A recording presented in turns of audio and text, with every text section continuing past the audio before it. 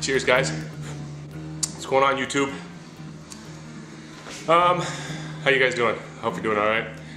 Hope you've been brewing tons of beer and enjoying lots of beer. This right here is banana bread ale. Haven't really come up with a name for it yet, but this is my second time brewing this batch, and I kind of did some adjustments to the recipe. And this time a little bit more banana flavor came through, so I'm happy with that. Sorry, I'm out of breath here. Welcome to Homebrew update number, I think it's 10, guys. Not bad, eh? Still can't get down to doing this weekly. It's probably been a couple weeks since my last one. But anyways, I'm out here in the garage, kind of sitting back, enjoying a cigar.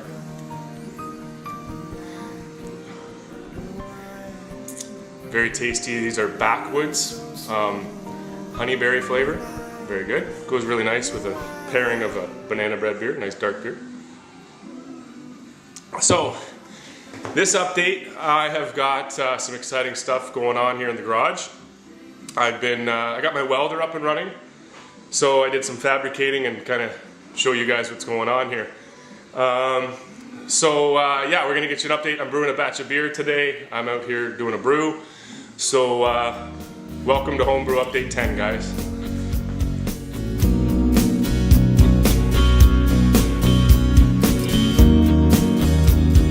Okay, so, Homebrew Update number 10. I've said that like 3 times now. Yeah, so like I said, I got my welder up and running. It's over here in the corner there. Okay, so I got that puppy up and running.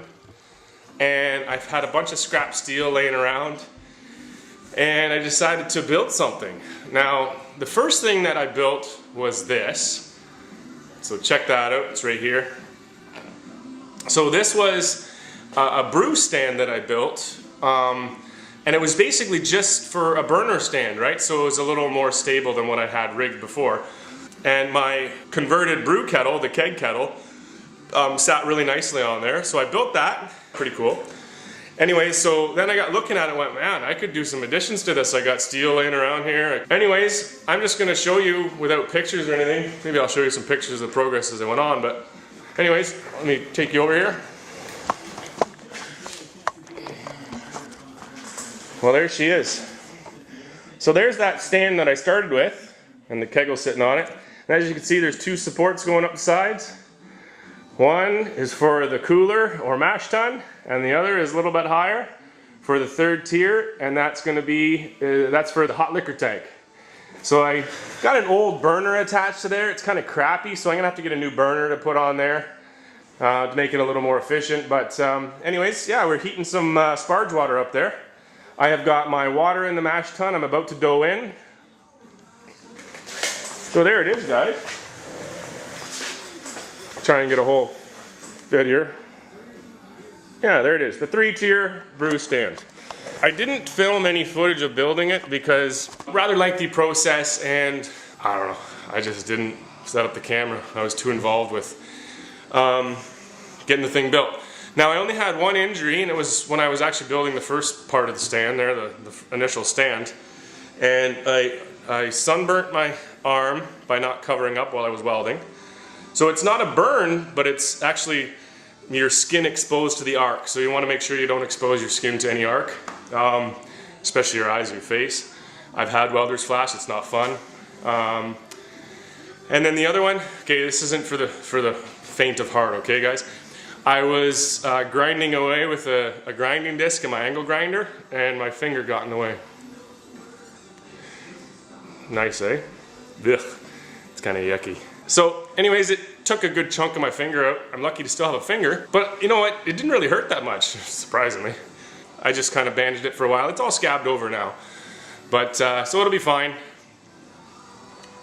So all in all, only one injury, or well, 1 day of injuries, and that was it.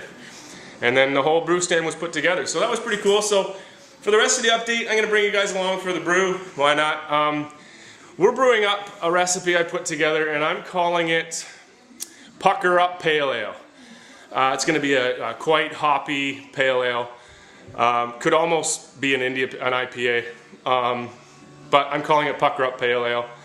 I'm going to be dry hopping this. What else has been going on? I brewed up a Bone Shaker clone, which is double IPA. I took a Dos Equis clone recipe and I altered it, and I'm calling it, I don't know what to call it. I added some roasted barley to it, so it turned out really dark. Yeah, so I'm gonna call it Dark Dos Equis, I don't know, something like that. So anyways, that's still fermenting. I threw it in the cold cellar after primary. I let it lager for, you know, really don't have an ability to fully lager or anything. So it's a semi-lager. I threw it in the cold cellar to sit there for a few weeks, you know. What else? I did that banana bread ale again, which is kegged up now. I did my chocolate oatmeal stout, my double chocolate oatmeal stout recipe again. What else is down there? Oh, Harvest Apple, which I put apples in the boil, fermented it out primary, and then in secondary I added a bunch of apple puree, I can't remember how much, a vanilla bean, and a cinnamon stick. So that turned out a dark one too, so that's nice for fall, you know. I got that all done, so it's in secondary now. Actually, I put it into secondary for 10 days with all that stuff in it, and then I racked it again. So now it's in another secondary without the puree. So it'll just sit for another week or so, and then I'll keg that up. I did a pumpkin beer. My first time doing a pumpkin beer. Pretty excited for that. There was pumpkin puree or pumpkin pie fill mix from a can that I put in the mash, and then I racked it into secondary and added another half a can of pumpkin puree to that. So yeah, I transferred that to secondary, and I put the pumpkin puree in, let that sit for about a week, 10 days, and then I just racked it one more time just to get the puree off and, you know, clear the beer out. So let that sit for a little while, and then we'll keg that up. And that's it. That's all been going on for the brews. Jeez, what else? I have another keg I need to convert into a hot liquor tank. I'm just using my old boil kettle right now for the hot liquor tank. But I want to do the other keg because I want a sight glass and all that stuff on it. So that's coming up. I don't know if I'll have it uploaded as of this video being uploaded. I hope I'll have it uploaded. But I did a video of me doing some of the work to the keg to kettle conversion. I didn't film a lot, like I filmed some of it and then I got lazy or just got excited and wanted to go ahead and do it. So anyways, I didn't film all the footage for that, but there's something, so hopefully that's already been uploaded. I'm still off work, sitting my butt at home, brewing beer, drinking beer, hanging out with the family. There hasn't been a ton going on. I'm hoping, I was supposed to be back out west already, but hasn't come yet. So it'll come soon enough. Chances are I won't even have all the beers finished up in keg before I have to go, but Fran or Frack, she'll fill in and she'll take care of that for me. So that's it, guys. What do I have on tap right now? I've got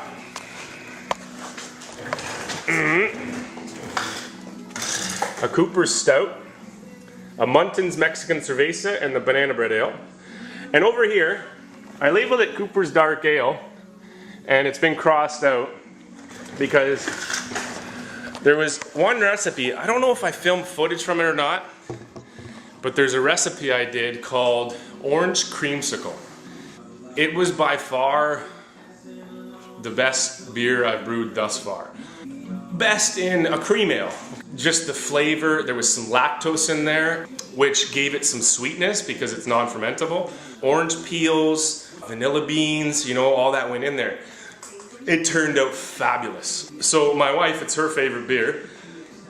So she came out here and she labeled it something different and then crossed it out so that some people think that there's no beer there. So she doesn't want anybody to know that it's there. She likes it that much. So a couple nights ago I was sitting here in the garage. I wasn't brewing, I was just kind of chilling out, watching videos and stuff. And I'm out here in the garage, it was like after midnight.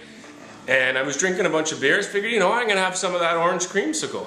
And I have a few glasses, and in the morning my wife comes to me and she says, "Hey, you were drinking the orange creamsicle last night, weren't you?" I said, "Yeah, why?" She's like, "I can tell by the lacing on your cup in the sink." I thought that was pretty funny. Anyways, I'm babbling, sorry guys. So yeah, I'm gonna dough in now. It's got to be at the right temperature, if not too cold by now. But anyways, I'll film some footage of that. Cheers, guys.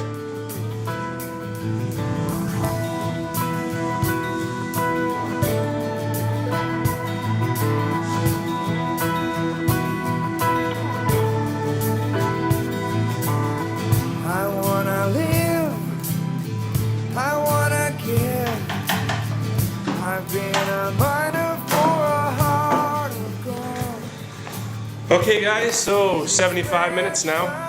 Said that 153. Oh, sorry, 152. I'm counting for a little bit of loss here, but got her wrapped up with some insulation. Anyways, 75 minutes. We'll see you guys in a bit. All right, cheers.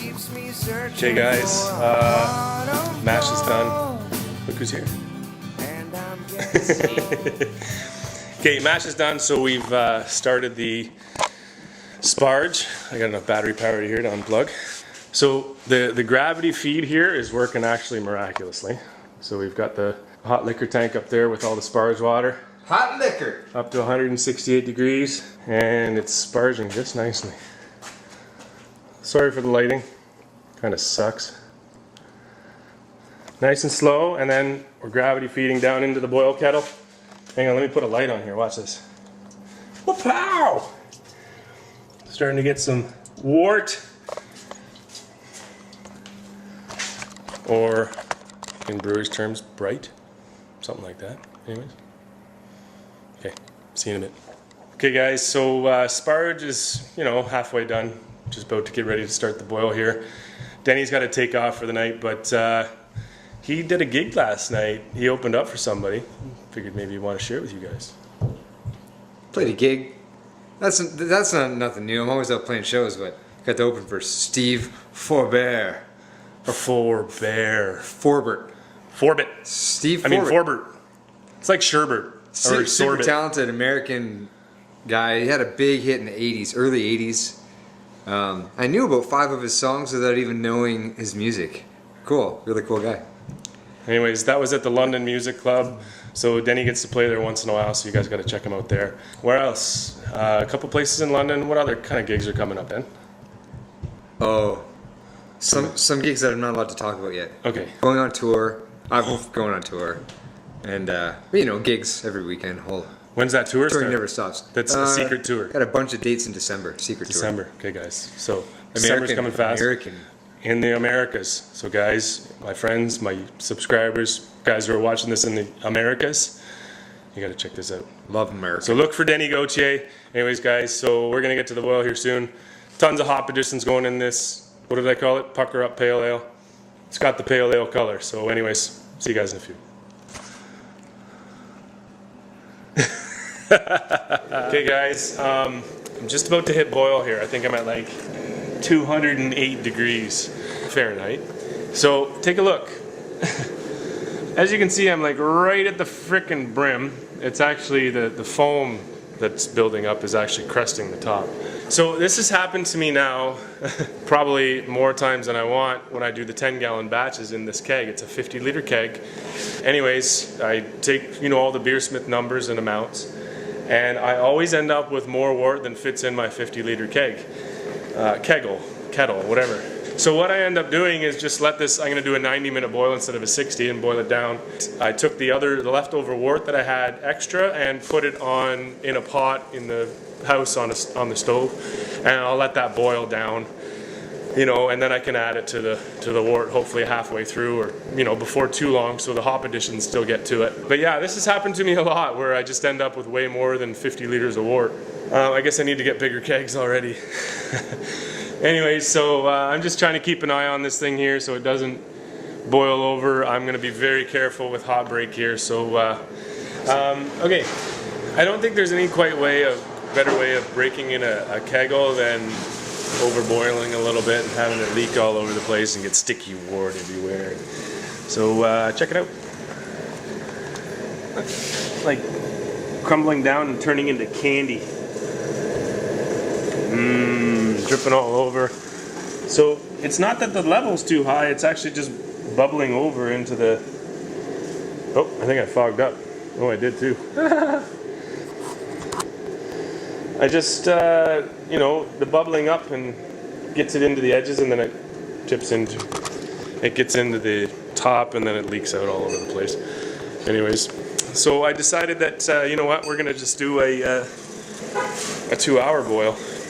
Just get this level down, because I still have like 6 liters of wort sitting inside that I have to add to this. So guys, I have got to get better at finishing a video or finishing filming video. I finished up that brew and had forgot to put the camera on for the hop edition. So the brew's done. It's in the fermenters. It's downstairs actually since last night, so it's been fermenting for a night. So I'll take you down there and we'll let you see what's going on there. Cheers. Here we are down in the fermentation room. In the little closet. It's nice. It's actually 70 something degrees in here. I like this. So here we go. I'm going to turn you around here and show you what's going on in the fermentation room. All right. Okay. So here is the bone shaker clone that I did. Almost. It's pretty much done primary. I have to rack that and get it into secondary. And here, down here, is the pucker up pale ale. The 2 5-gallon batches, or close to. I ended up with I think it was only 37 liters or something. But anyways, as you can see. Go. Both fermenting away quite nicely. Another batch of an American lager. There you go, guys.